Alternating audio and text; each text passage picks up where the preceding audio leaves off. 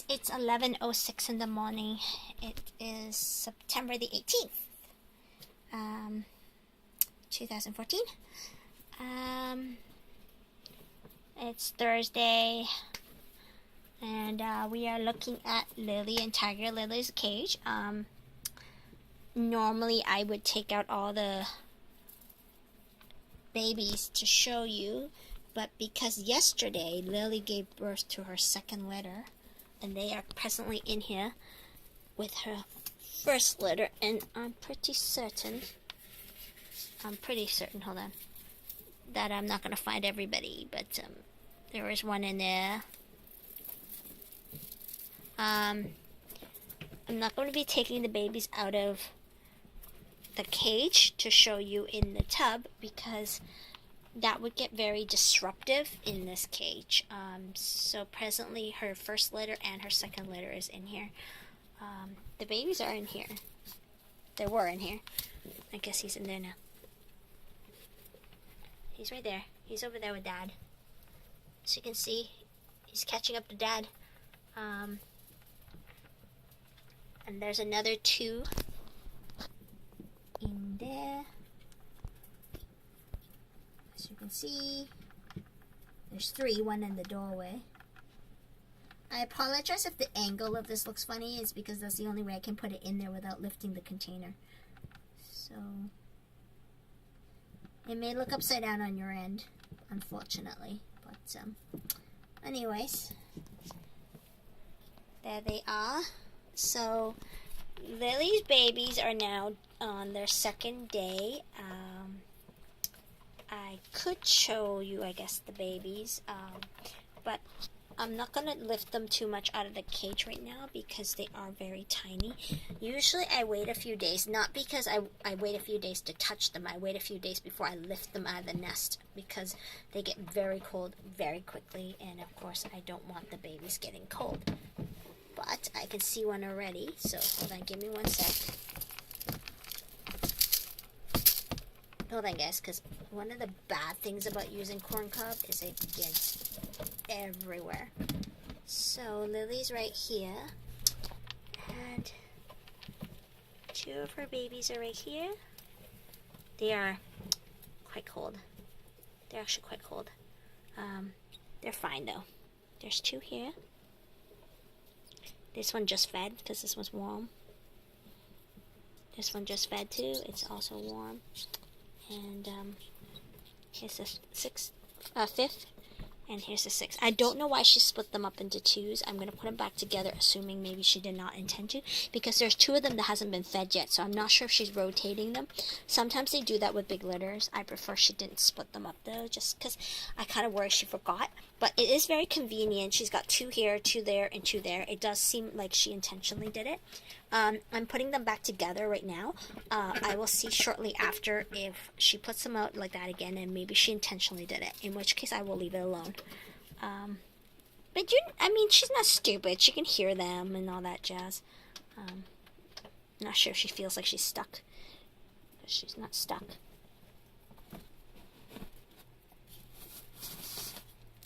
Oh, does she? Give me here. She got up on the roof. Maybe she's not quite sure how to get back down. There you go, genius. But anyways, so there's a look at Lily's babies. I won't be taking them out of the nest too much right now because because it's a big litter. So I am more concerned that they are going to get cold. So anyway, you've got to look at them, and I'm not going to do too much on the gerbils because they are already 3 weeks. I generally just do it until they're 3 weeks old. About the gerbils, I've already made the decision. I just haven't decided on when. But I'm rehoming her. Yes, Anastasia. And I am also rehoming this family. Maybe not all together, depending on how the people want to adopt them. But I was sitting yesterday and I was giving it a lot of thought. Breeding the gerbils was a first-time experience. I really just wanted to see if it's something I would like to continue. If I had to rate my love for the gerbils compared to my love for robos, breeding and raising them. Breeding them, the robos will be a 10, guaranteed. And raising them, I would say also a 10. As for the gerbils, breeding them, I think I got a 4 out of it. A 4 out of 10. As for just raising them, I'm getting probably about a 2. Gerbils are really cute, but I just don't think they're really my cup of tea. It's just not as exciting as breeding robos. Obviously, these guys are a lot calmer, so they're a lot more fun to hold. But ultimately, this species isn't the, cuddly kind, like the ones you can really, really pet.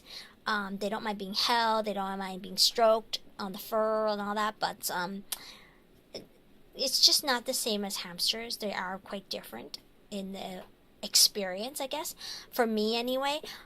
So I've decided to rehome these guys. Obviously, I'm not going to rehome them until she either gives birth or whatever. But I'm pretty sure she's pregnant because I haven't seen any mating. She might be holding off the pregnancy delivery date because she's currently raising this litter. But as soon as I know she gives birth to one, I'll probably split him off. I'm not splitting him off right now, just because. So I'll probably be looking at 1 to 2 more litters. And then after which I'll rehome. Unless somebody comes along and actually wants them in the breeding pair. In which case I will consider it. But even so, these babies cannot leave yet. And so by the time they are allowed to have it, I'll probably be nursing one litter, in which case they will either have to be very careful during transport or they'll have to wait until they're about 3 weeks old. So basically it's like a never-ending circle, right? So it just really depends, I guess, on the situation. But I've already made that decision, so it's just about a timing. That's all it is. Anastasia can go anytime, but I was also thinking of, because these are all boys, I was thinking of keeping Dad with the boys and moving Anastasia and Aurora together. Because they were originally together. I want to see if she will take her back. They were sisters, right? So I was thinking of doing that because it would make rehoming a lot easier.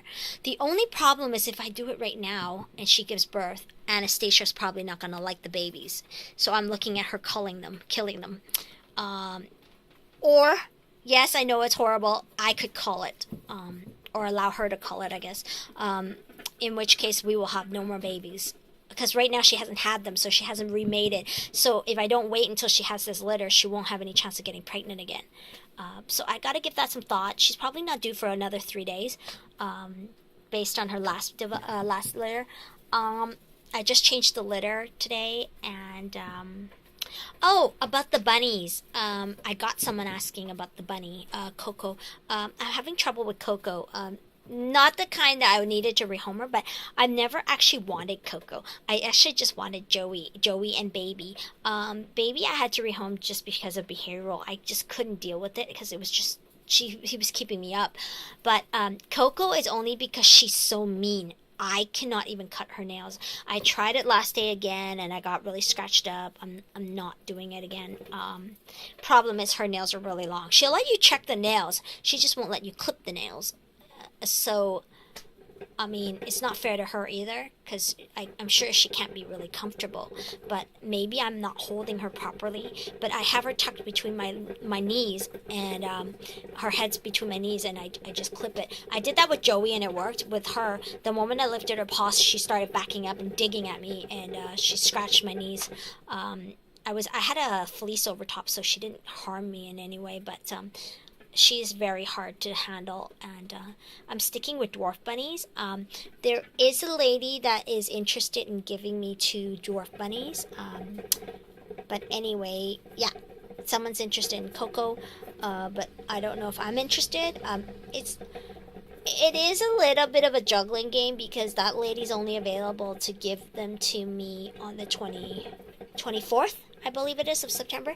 That gives me exactly 1 week to decide what I want to do with Coco, because I don't want that many bunnies. But they're dwarfs, so they're about the same. They're about half the size of her, so I'm not really getting any extra bunnies. Really, they'll be in the same cage that Coco's in.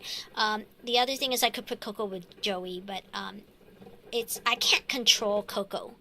And I can't clean the litter box because she charges at me. So that's the reason why I'm considering it. I should know in like very soon. But anyway, that's my plan.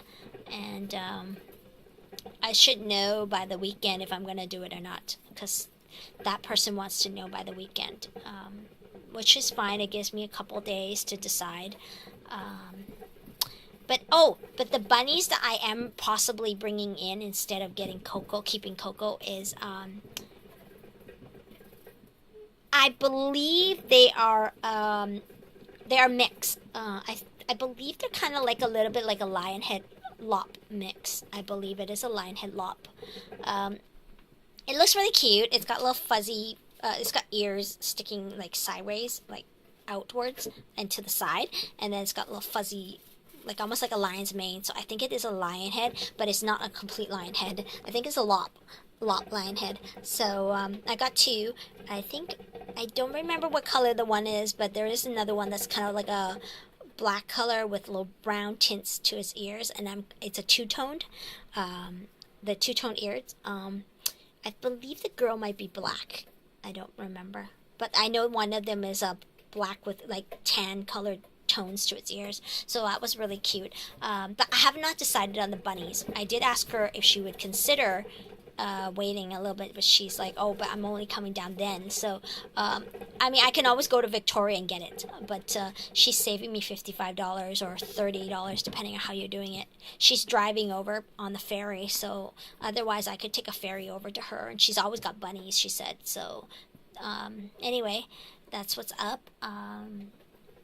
Oh, I'm getting a replacement battery today. The battery I got in the mail yesterday was defective. I charged it and it leaked acid all over my bed. So, yeah, had to clean all the sheets and everything. It wasn't very bad because I had put it on top of a blanket. So, but there is a faint smudge, and I cleaned it, but my mind still thinks it's there, but it's not. I'm pretty sure I cleaned it up really well. But they're replacing my battery, so I should be getting it in about an hour from now when the mail comes. So, yeah. I left a really bad review on Amazon about it, and Amazon was quick to give me back my money, and I went and got it again. But the seller came back and wanted to know more about the battery, and I said, well, I didn't know what that was. I wasn't sure it was acid. I took it to the nearest store, which is where I work. That's the closest store here. And they told me that it was battery acid, and they said you shouldn't get that in your eyes, so don't touch your eyes after touching the stuff. So I originally was going to hang on to it and ship it back. Obviously, I would not have to pay for return shipping if it's defective, but the guy told me that it was not safe to handle, because it is an acid, and it can be, serious if it gets in your eyes. So I disposed of it in the battery recycling center in a plastic bag, right? And then the next thing you know, this morning, the seller comes back to me and asks, would you be able to give us some photos of the thing? I'm like, no, I didn't really think to take photos. I ran out to the nearest store with it when it was leaking. So I don't really care what the seller wants. I got my money back and I'm ordering it again, so whatever. But just thought I'd show you the babies. And these babies, as you can see, there's one right here. I'm pretty sure that's a baby, because mom's right there, so that has to be one. Mom doesn't look really pregnant. I really should decide whether I want to pull her today. I could pull her out now, but I just don't know if she will accept these guys, and these guys are not quite ready to leave mom yet, so that's my real dilemma here. So my best option is to cull the second litter if I don't want to have any more baby gerbils, and then I can just split up Sebastian and then give her another month, and if she has no babies, if she does, I'll cull it, and if she does, no, if she doesn't, then I can rehome her. Unless somebody actually wants her while she's pregnant. Some people do like to breed gerbils. So anyway, save them some time bonding. And just a quick look. Sniffles has gotten really big. He's so healthy now. He was pretty small too originally, but he's grown a lot. This is Sniffles. Hold on a sec, guys. Up you go. This is Sniffles. And there you go. And this is what I mean, guys, for like if you're afraid the hamster will bite you, is to do it very quickly. Grab them underneath, but don't squeeze, and then just quickly flip them so that their tummies are sticking up in the air. Because by the time they right themselves, they forget to bite you, and then they're calm again. So they can get easily startled. So, like that. That's the best way to pick up your hamster if you're scared it's going to bite you. Only if you know the hamster's not a bitey kind of hamster. I would not advise it if it's a bitey one. But if it's sometimes gives you a quick nip if you grab it, this is the best way to grab it. Anyway, guys, I'm going to go.